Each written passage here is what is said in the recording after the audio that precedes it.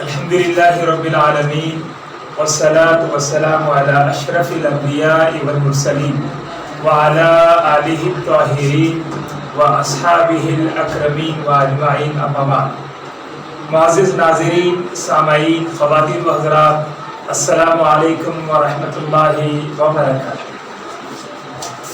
عزیزان گرامی، تفسیر قرآن کا سلسلہ جاری ہے اور آج انشاءاللہ تبارک و تعالی 26ویں پارے کی تفسیر اور اس کا خلاصہ جو ہے آپ کی خدمت میں رکھنے کی سعادت حاصل کرنے جا رہا ہوں۔ سورۃ الاعراف کا آغاز ہوگا۔ سورۃ الاعراف مکی ہے، مکہ مکرمہ میں نازل ہوئی ہے۔ اس کے 4 رکوعات اور 35 جو ہے آیتیں ہیں، اور احقاف تیسرے رکوع میں جو ہے اس سورت کے الاحقاف کا کلمہ آیا ہے، اور احقاف کے معنی ریت کا کہلا یا تودا ہے۔ یہ حضر الموت اور یمن کے قریب کا ریتیلا علاقہ ہے جو قوم عاد کے زمانے میں بہت شاداب اور زرخیز تھا۔ اسی کی طرف نسبت کرتے ہوئے اس سورت کا نام جو ہے الاحقاف رکھا گیا ہے۔ عزیزان گرامی، زبردست حکمت والے اللہ کی طرف سے یہ قرآن نازل ہوا ہے۔ چنانچہ سورت کا آغاز یہ ہوتا ہے کہ بسم اللہ الرحمن الرحیم، حامیم، تنزیل الکتاب من اللہ العزیز الحکیم۔ زبردست حکمت والے اللہ کی طرف سے یہ قرآن نازل ہوا ہے۔ اللہ تعالیٰ نے یہ تمام عالم ایک خاص غرض سے اور مقررہ مدت کے لیے بنایا ہے، لیکن کفار اللہ تعالیٰ کو چھوڑ کر ایسی ہستیوں کی طرف رجوع ہوتے ہیں، ایسی جو ہے معبودان باطل کی طرف رجوع ہوتے ہیں جو ان کی کوئی مدد نہیں کر سکتے۔ ارشاد خداوند ہوتا ہے کہ وقال الذین کفروا للذین آمنوا لو کان خیرا ما سبقونا الیہ واذ لم یہتدوا بہ فسیقولون ھذا افک قدیم۔ یہ کافر قرآن کی خوبیوں کو سمجھنے سے قاصر ہے اور مسلمانوں سے خواہ حجت کرتے ہیں۔ ان کے برخلاف جو لوگ اللہ کو اپنا رب سمجھتے ہیں، اپنے والدین بالخصوص اپنی ماؤں کے ساتھ حسن سلوک کرتے ہیں، اور عمر پختہ ہونے کے بعد یعنی 40 سال کی عمر میں اللہ تعالیٰ کے احسانات کا شکر ادا کرتے ہیں اور اپنی اولاد کے لیے دعائیں خیر کرتے ہیں، اللہ تعالیٰ ان کے حسن عمل کو قبول کرتا ہے اور ان کی برائیوں کو درگزر کرتا ہے۔ آگے ارشاد خداوند ہو رہا ہے وَاذْكُرْ أَخَا عَادٍ إِذْ أَنذَرَ قَوْمَهُ بِالْأَحْقَافِ وَقَدْ خَلَتِ النُّذُرُ مِنْ بَيْنِ يَدَيْهِ وَمِنْ خَلْفِهِ۔ جب حضرت ہود علیہ السلام نے احقاف کے مقام پر قوم عاد کو عذاب الہی سے ڈرایا تو انہوں نے انکار کیا، پھر ان پر ایک ابر کی شکل میں عذاب آیا اور 1 ہفتے تک ان پر مسلسل ہوا کا غضبناک طوفان مسلط رہا، یہاں تک کہ وہ ہمیشہ ہمیشہ کے لیے نیست و نابود کر دیے گئے اور گھروں کے کھنڈر باقی رہ گئے۔ اس کے آخری رکوع میں اللہ تعالیٰ ارشاد فرما رہے ہیں وَلَقَدْ أَهْلَكْنَا مَا حَوْلَكُمْ مِنَ الْقُرَىٰ وَصَرَّفْنَا الْآيَاتِ لَعَلَّهُمْ يَرْجِعُونَ۔ اس کا خلاصہ کچھ اس طرح ہے کہ ایک اجنہ کی جماعت کا بھی جو ہے تذکرہ کیا گیا ہے کہ وہ حضور علیہ السلام سے جو ہے ملاقات کی۔ بات دراصل یہ ہے کہ واقعہ یہ ہے کہ آپ صلی اللہ علیہ وآلہ وسلم مکے والوں سے پریشان ہو کر، نا امید ہو کر حضور طائف کا رخ کیے اور قبیلہ ثقیف کو دعوت اسلام پیش کیے۔ سو انہوں نے بھی جو ہے اسلام کی دعوت کو قبول کرنے سے انکار کر دیا۔ آپ صلی اللہ علیہ وسلم طائف کے اس سفر سے غمزدہ اور رنجیدہ ہو کر واپس ہوئے۔ جب آپ صلی اللہ علیہ وسلم واپس ہو رہے تھے تو آپ صلی اللہ علیہ وسلم نے ایک جو ہے نقلے میں، ایک باغ میں جو ہے آرام کیا، استراحت فرمائی اور وہیں پر رات گزاری، اور صبح آپ صلی اللہ علیہ وآلہ وسلم نماز ادا فرما رہے تھے صبح کی، تو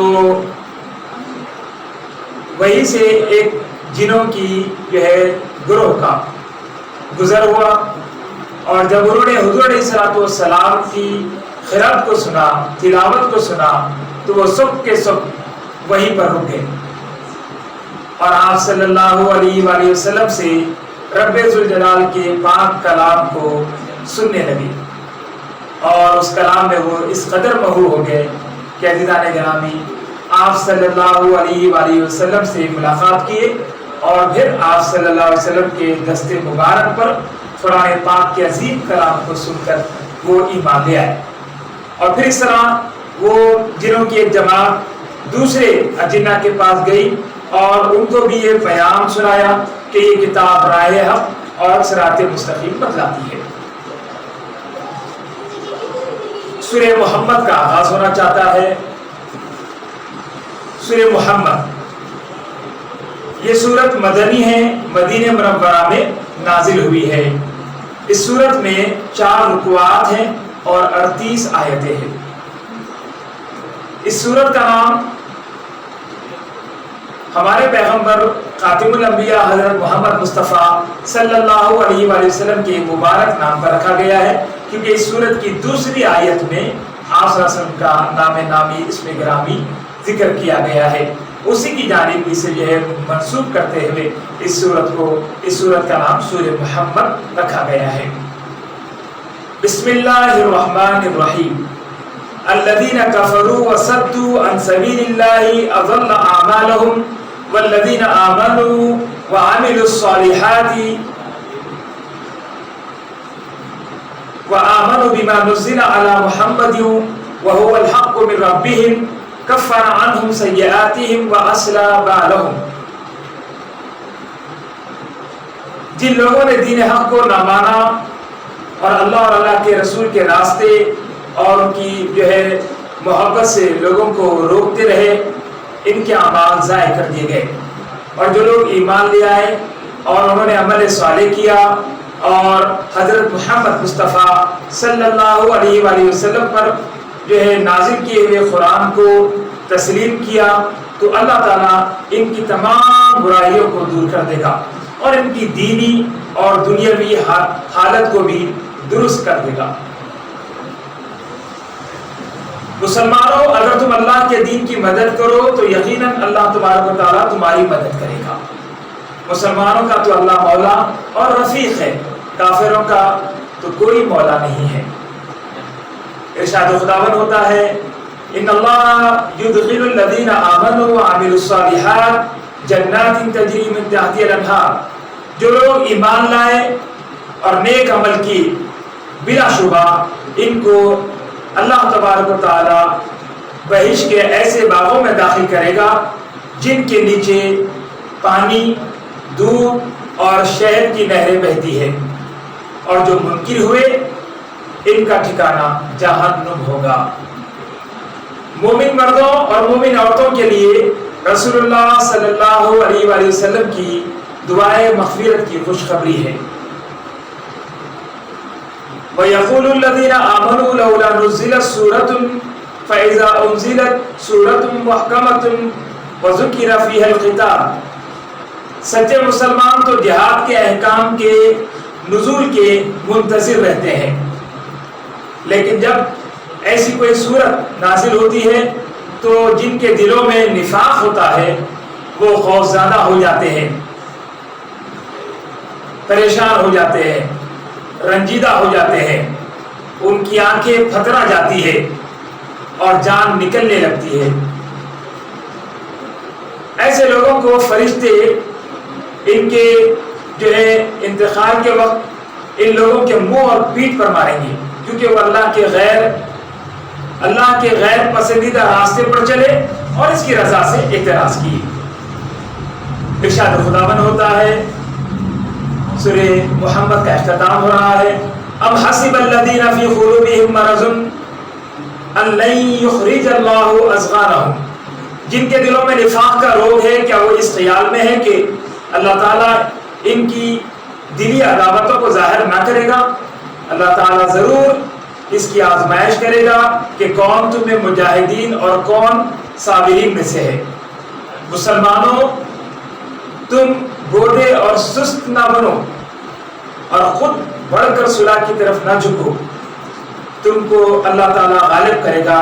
اگر تم اللہ کے احکام سے روگردانی کرو گے تو اللہ تبارک و تعالیٰ جو ہے تمہاری جگہ پر دوسری قوم کو موقع دے گا، اور وہ کیونکہ دین اسلام کا پرچم اور جھنڈا ہمیشہ لہراتا ہی رہے گا، اگر تم اس کو اٹھانا بوجھ سمجھو گے تو کوئی دوسری قوم پیدا ہوگی جو شوق اور محبت کے ساتھ اسلام کے پرچم کو بلند کر دے گی۔ سورہ فتح کا آغاز ہونا چاہتا ہے۔ سورہ فتح یہ سورت مدنی ہے، مدینہ منورہ میں نازل ہوئی ہے۔ اس میں کل 4 رکوعات ہے اور 29 آیتیں ہیں۔ عزیزان گرامی، اس سورت کا نام سورہ فتح رکھا گیا ہے کیونکہ اس کی پہلی آیت میں ہی جو ہے فتح کے کلمات ہے۔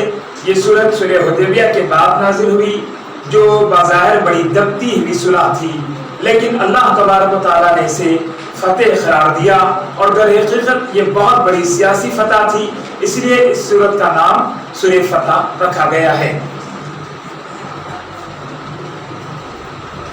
بسم اللہ الرحمن الرحیم۔ انا فتحنا لك فتحا مبینا لیغفر لك اللہ ما تقدم من ذنبك وما تأخر وَيُتِمَّ نِعْمَتَهُ عَلَيْكَ وَيَهْدِيَكَ صِرَاطًا مُسْتَقِيمًا۔ ارشاد باری تعالیٰ ہے کہ اے محمد صلی اللہ علیہ وسلم، ہم نے آپ کو ایک کھلی فتح عنایت کی ہے اور آپ پر اپنی نعمتیں پوری کر دی ہے۔ صلح حدیبیہ کے موقع پر درخت کے نیچے اسلام کے استحکام اور بلندی کے لیے حضرت صلی اللہ علیہ وآلہ وسلم سے جو صحابہ کرام بیعت کر رہے تھے، وہ تو بس اللہ ہی سے بیعت کر رہے تھے کہ ان کے ہاتھ پر اللہ کا ہاتھ تھا، ید اللہ فوق ایدیہم۔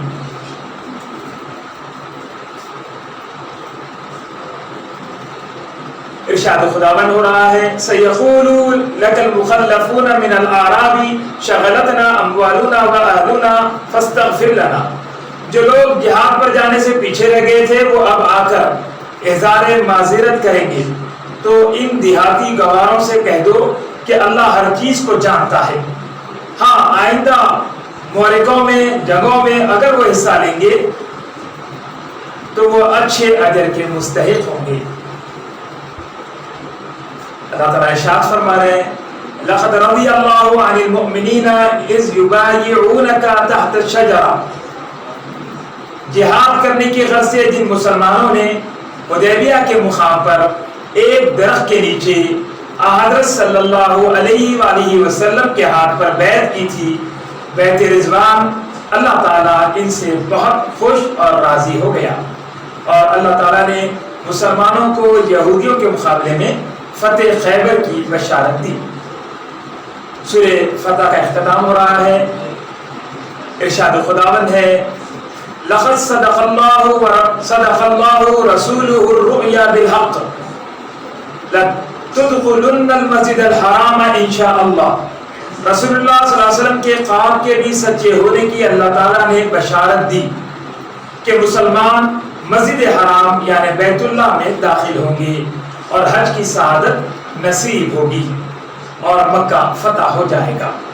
بے شک حضرت محمد مصطفیٰ صلی اللہ علیہ وآلہ وسلم کے بے شک آپ صلی اللہ علیہ وآلہ وسلم اللہ کے برگزیدہ رسول ہے، اور ان کے ساتھیوں یعنی صحابہ کرام کے بہت بڑے مراتب ہیں۔ وہ کافروں پر بہت اشد ہوتے ہیں اور آپس میں بہت شفیق و مہربان، ان کی پیشانیوں پر سجدوں کے نشان ہوتے ہیں، اور ان کے یہ اوصاف توریت اور انجیل میں بھی پائے جاتے ہیں۔ اس طرح سورہ محمد کا اختتام ہوا، سورہ حجرات کا آغاز ہونا چاہتا ہے۔ سورہ حجرات یہ سورت مدنی ہے، مدینہ منورہ میں نازل ہوئی ہے۔ یہ سورت 2 رکوعات پر مشتمل ہے اور اس میں 18 آیتیں ہیں۔ اس سورت کا نام سورہ حجرات رکھا گیا۔ اس سورت کی 4 آیت میں الحجرات کے کلمات ہیں۔ عزیزان گرامی، اسی کلمے کی جانب منسوب کرتے ہوئے اس سورت کا نام سورۃ الحجرات رکھا گیا۔ اس سورت میں بارگاہ رسالت محمد صلی اللہ علیہ وسلم میں حاضری کے آداب بتائے گئے ہیں۔ بسم اللہ الرحمن الرحیم، یا ایھا الذین آمنوا لا تقدموا بین یدی اللہ ورسولہ واتقوا اللہ ان اللہ سمیع علیم۔ عزیزان گرامی، فرمایا جا رہا ہے کہ ایمان والو اپنی آواز رسول اللہ کی آواز سے بلند نہ ہونے پائے، اور جو ہے اپنی آوازوں کو رسول اللہ صلی اللہ علیہ وسلم کی آواز سے بلند ہونے نہ دیں، اور آپ صلی اللہ علیہ وسلم کو حجروں کے باہر سے نہ پکارا جائے، بلکہ بطور خود آپ صلی اللہ علیہ وسلم کے برآمد ہونے کا انتظار کیا جایا کرے۔ آپس میں میل جول بڑھانے کے طریقوں پر کاربند ہونا چاہیے، اور کسی بری خبر پر فوراً یقین نہیں کرنا چاہیے۔ اب یہاں پر عزیزان گرامی ایک جگہ جو ہے نبی پاک صلی اللہ علیہ وآلہ وسلم کی بارگاہ میں جو ہے حاضری کے آداب بیان کیے گئے، اور جس طرح ایک قبیلہ آیا تھا اور وہ قبیلے والے جو ہے حضور علیہ السلام کے حجرے مبارکہ کے باہر سے جو ہے آواز دے رہے تھے بار بار، تو یہ صورت نازل ہوئی اور احکام اور آداب بیان کیے گئے کہ یہ رسالت پاک خاتم الانبیاء حضرت محمد مصطفیٰ صلی اللہ علیہ وآلہ وسلم کا جو ہے مکان ہے، اور اس کے آداب یہ ہے کہ تم جو ہے باہر سے بار بار آواز نہ دو، بلکہ باادب کھڑے رہو، ان کے برآمد ہونے کا انتظار کرو۔ تو عزیزان گرامی، اس طرح جو ہے یہ آداب، اور دوسری اہم چیز جو بیان کی گئی ہے سورے میں وہ یہ ہے کہ جو بھی پیام، جو بھی میسیج ہم تک آئے تو اس کے آداب جو ہے بیان کیے جا رہے ہیں کہ جب بھی کوئی میسیج آ جائے، کوئی جو ہے آپ کے پاس واٹس ایپ پیام آ جائے، کوئی ٹویٹ آ جائے، کوئی آپ جو ہے کسی کوئی پوسٹ کرے فیس بک پر آپ کے پاس، یا آپ کسی کو پوسٹ کرنا چاہ رہے ہیں، تو یہ آداب بیان کیے جا رہے ہیں کہ کسی چیز کو جو ہے یوں ہی آتے ہی نہ بھیج دینا چاہیے، کوئی خبر پر یقین نہیں کر لینا چاہیے، کوئی جو ہے بری خبر ہمارے پاس آ جائے تو فوری اس پر یقین نہیں کرنا چاہیے تاوقت یہ کہ اس کی پوری تحقیق نہ ہو جائے۔ تو اس طرح یاد رکھیں، تو لہٰذا بے حد ضروری ہے۔ آج کل اکثر و بیشتر جو ہے یہ دیکھا جا رہا ہے کہ مختلف قسم کی جو ہے کئی ایسے جو ہے پیامات ہوتے ہیں، میسیجز ہوتے ہیں، کئی ایسے جو ہے عزیزان گرامی خبریں ہوتی ہے جو جھوٹی ہوتی ہے جسے ہم بھیجا دیتے ہیں۔ ایسا نہ کریں، لہٰذا کسی بھی ایسی خبر پر کوئی بری خبر آ جائے تو پہلے اس کو چیک کرے، پہلے اس میسیج کو پڑھے، سمجھے، تحقیق کرے، اس کے بعد اس کو پہنچانا چاہیے۔ یہ کتاب اللہ میں جو ہے اس کے احکام اور آداب بیان کیے گئے، لہٰذا ہم اہل ایمان پر یہ چیز جو ہے ضروری ہے، لازمی ہے کہ ہم جو ہے بس جو ہے آتے ہی بھیجنا، آتے ہی ٹویٹ کرنا، آتے ہی پوسٹ کرنا، یا پھر جو ہے آتے ہی میسیج کرنا، واٹس ایپ کرنا نہیں ہے، بلکہ مومنوں کا کام یہ ہوتا ہے کہ وہ آنے والے بیان کی تحقیق کرتے ہیں، پھر اس کو جب حقیقتاً پاتے ہیں کہ یہ حق ہے، یہ درست ہے، تب اسے جو ہے ارسال کرتے ہیں۔ تو لہٰذا ان باتوں کو یاد رکھے اور اس کا جو ہے پوری طرح لحاظ رکھے اپنی زندگی میں۔ مسلمان کا بھائی ہوتا ہے، اس کو حق برادری ادا کرنا چاہیے اور آپس میں صلح کی کوشش کرنی چاہیے۔ ارشاد خداوند ہو رہا ہے، یا ایھا الذین آمنوا لا یسخر قوم من قوم عسى ان یکونوا خیرا منهم ولا نساء من نساء عسى ان یکن خیرا منهن۔ اے مسلمانوں، آپس میں ایک دوسرے کی اہانت نہ کرو۔ تمہیں کیا معلوم کہ اللہ تعالیٰ کے نزدیک کون مرد یا عورت کس سے بہتر ہے، اور کسی کو عیب نہ لگاؤ اور نہ برے ناموں سے یاد کرو۔ آپس کی بدگمانی، تجسس اور غیبت سے بچو۔ المختصر، اچھے اخلاق کا بہترین نمونہ پیش کرو۔ اللہ تعالیٰ تمہارے اعمال سے خوب واقف ہے۔ واللہ بصیر بما تعملون۔ سورہ قاف کا آغاز ہونا چاہتا ہے، اور عزیزان گرامی سورہ قاف یہ مکی ہے، مکہ مکرمہ میں نازل ہوئی ہے۔ اس سورت میں 3 رکوعات ہیں اور 43 آیتیں ہیں، اور اس سورت کا نام قاف اس سورت کی پہلی آیت کی طرف منسوب کرتے ہوئے رکھا گیا ہے، اور اس سورت کا کیونکہ آغاز قاف حروف مقطعات سے ہوتا ہے، اسی کی طرف جو ہے اسے منسوب کرتے ہوئے اس کا نام قاف رکھا گیا ہے۔ بسم اللہ الرحمن الرحیم، قاف والقرآن المجید، بل عجبوا ان جاءهم منذر منهم فقال الكافرون هذا شيء عجیب۔ قسم ہے اس بڑی شان والے قرآن کی جس کے ذریعے دنیا میں انقلاب عظیم آیا، کافروں کو یہی تعجب رہا کہ ان جیسے انسان نے ایسا قرآن کہاں سے لایا، اور کیا مرنے کے بعد پھر کوئی زندگی ہونے والی ہے؟ قرآن کے اس دعوے کی دلیل خود یہ کائنات ہے، جبکہ مردہ زمین سے ہر قسم کی چیزیں نکلتی ہیں، اور اس میں تذکرہ ہے پچھلی قوموں کا تاکہ اس سے بصیرت حاصل ہو۔ تو اس طرح بھی محترم سمجھا دیا گیا ہے کہ مرنے کے بعد دوبارہ اٹھنا یہ کوئی مشکل کام نہیں ہے اللہ کے لیے دوبارہ اٹھانا، اور قیامت کا واقع ہونا برحق ہے اور قیامت واقع ہوگی۔ جس طرح جو ہے زمین سے جو ہے مردہ زمین سے جب اس پر بارش ہوتی ہے تو پھر سے ہرے بھرے درخت اگ آتے ہیں، اسی طرح اللہ تبارک و تعالیٰ جو ہے مردوں کو پھر دوبارہ جو ہے زندہ کرنے پر قادر ہے۔ ارشاد خداوند ہو رہا ہے کہ وَلَقَدْ خَلَقْنَا الْإِنسَانَ وَنَعْلَمُ مَا نُوَسْوِسُ بِهِ نَفْسُهُ وَنَحْنُ أَقْرَبُ إِلَيْهِ مِنْ حَبْلِ الْوَرِيدِ۔ جس اللہ نے انسان کو بنایا وہ اچھی طرح جانتا ہے اس کے دلوں کی باتوں کو، اور وہ تو انسان کی شہرت سے بھی زیادہ قریب رہتا ہے۔ ہر انسان کے ساتھ دو فرشتے کرامن کاتبین متعین کیے گئے جو ان کا نام اعمال لکھتے ہیں۔ سورہ قاف کا اختتام ہو رہا ہے، ارشاد خداوند ہے یوم نقول لجہنم هل امتلأت وتقول هل من مزید۔ قیامت کے دن تمام کافروں اور مشرکوں کو جہنم میں بھرنے کے بعد بھی جہنم میں کافی جگہ باقی رہے گی، اور اللہ تعالیٰ کے نیک بندوں کے لیے جنت قریب سے قریب تر ہوگی۔ یہ کافر جو کہتے ہیں اس پر صبر سے کام لینا چاہیے، اور صبح و شام اور اس سے قبل اللہ ہی کی حمد و تسبیح بیان کرنی چاہیے، اللہ ہی کا ذکر کرنا چاہیے، اسی کی تعریف بیان کرنی چاہیے، اور اسی کی بڑائی بیان کرتے رہنا چاہیے، اور کفار کے اعتراضات کے جوابات اس قرآن ہی کے ذریعے دیے جائیں۔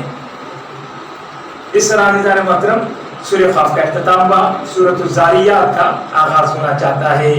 سورہ زاریات یہ مکی ہے، مکہ مکرمہ میں نازل ہوئی ہے، اس کے کل 3 رکوعات ہیں اور 7 آیتوں پر مشتمل ہے۔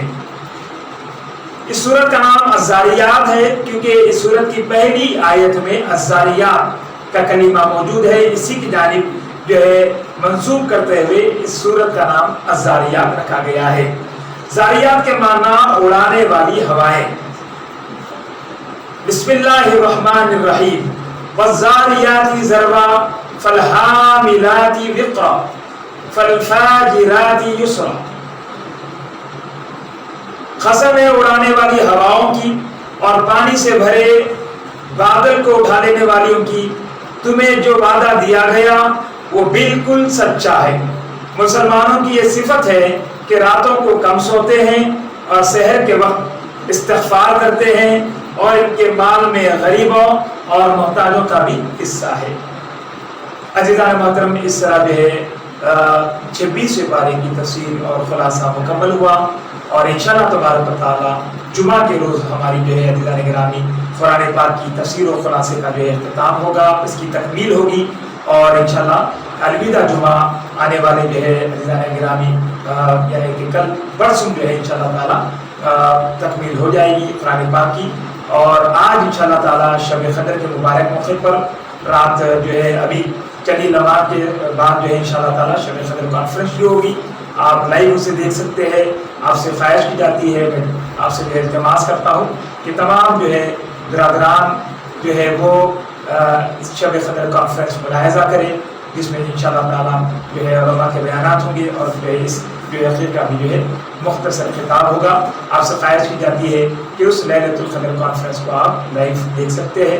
آپ ہمارے چینل KQI جو ہے یوٹیوب چینل پر آپ اس پہ ملاحظہ کر سکتے ہیں، اور ہاشم قادری فیس بک پر بھی جو ہے اسے دیکھ سکتے ہیں۔ تو آپ سے التماس کرتا ہوں کہ آپ جو ہے اب اس درس کے بعد انشاءاللہ فوری ساتھی جو ہے کانفرنس کا آغاز ہوگا، اسے ضرور دیکھیں، اور قرآن پاک کی جو ہے تفسیر کا اس کی جو ہے یہ تکمیل، اور یہ انشاءاللہ الوداع جمعہ یعنی جمعہ کے روز انشاءاللہ درس قرآن، تفسیر قرآن کا جو سلسلہ رمضان المبارک کی مبارک راتوں میں جو چل رہا تھا، انشاءاللہ تعالیٰ آخری تاخیرات الوداع جمعہ کے رات میں انشاءاللہ تقبیل کو پہنچے گا۔